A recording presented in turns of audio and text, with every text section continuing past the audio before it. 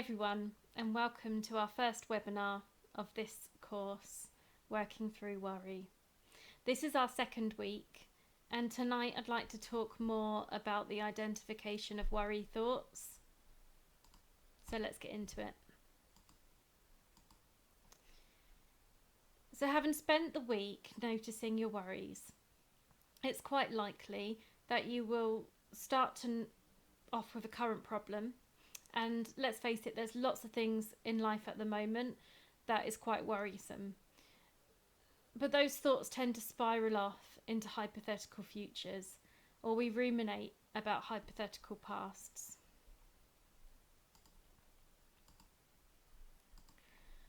I like to visualize this process as a spiral.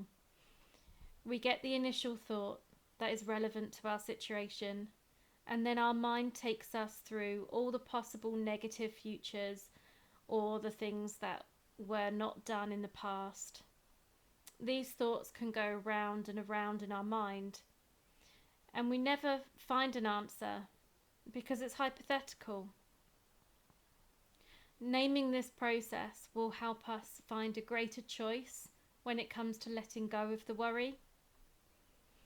You might say, people say this to me a lot, that I can plan to protect myself when I worry. And yes, it's true, we need to be realistic, and we don't want to be ignoring any measures we can put in place to help us. But worry actually stops us from doing this. When we worry, we're not setting a plan, we're not making any decisions, and all of which we need to do when we're problem solving. Because when we're worried, we're fixated on negative hypothetical futures. We're restricting ourselves from being pragmatic and reducing our sense of being able to cope. We're orientated to the negative. It's very natural that we do this.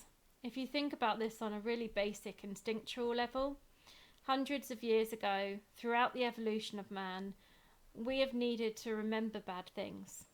We've needed to know where danger is and to remember how we came up against threat. It's kept us alive.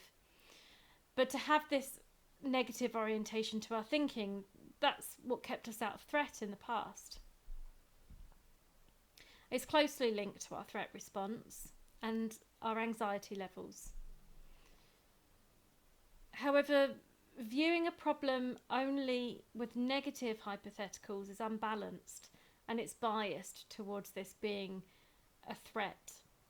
This traps us in a loop because we'll never find a solid answer to reassure ourselves that we can be sure of when we're faced with uncertainty.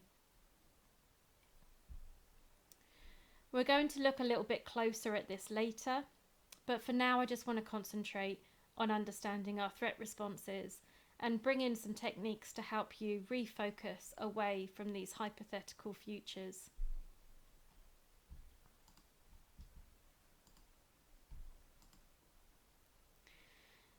So, during the pandemic, we've had a great deal of stress and change and uncertainty to deal with. We can illustrate this stress like a bucket.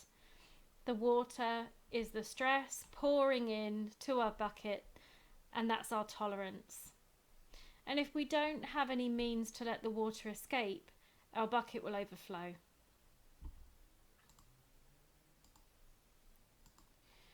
So this week's challenge is to put some pause in our lives, to allow yourself to take an opportunity to refocus your attention on what's around you.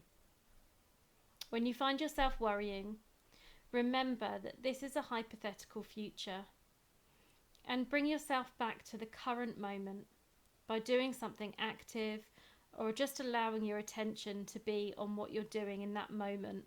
So noticing what's around you, maybe listening to something you can hear, that might be the birds, that might be something in nature, or anything really. Just bringing your attention back to where you are. If you're doing something, like washing up. It might be bringing your attention to how the water feels on your hands. So taking your mind to what's going on around you and where you are, instead of your mind being in this future and in the past.